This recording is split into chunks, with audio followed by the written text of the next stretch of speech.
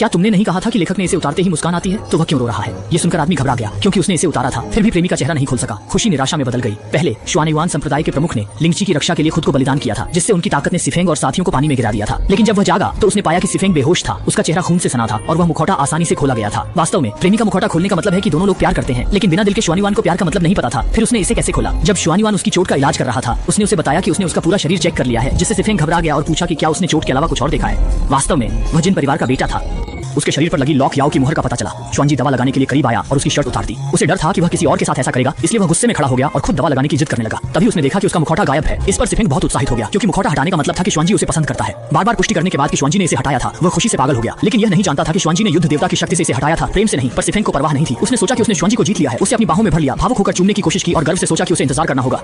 अंततः यह नहीं सोचा था कि इतनी जल्दी रहस्य सुलझ जाएगा, इसलिए उसने रहस्य का हाथ पकड़ा और नहीं छोड़ा। अंततः दिल की बात कह दी, बहुत सारी मीठी बातें कही। इस समय रहस्य का चेहरा शांत था, बस उसे खुश देखना चाहता था। जब सिफेंग 800 मीटर दूर से आंखें बंद करके चूमने की तैयारी कर रहा था, तो अचानक रहस्य ने उसे चूम लिया। सिफेंग का दिल पूरी तरह भाग गया। सिफेंग, तुम्हारा चेहरा।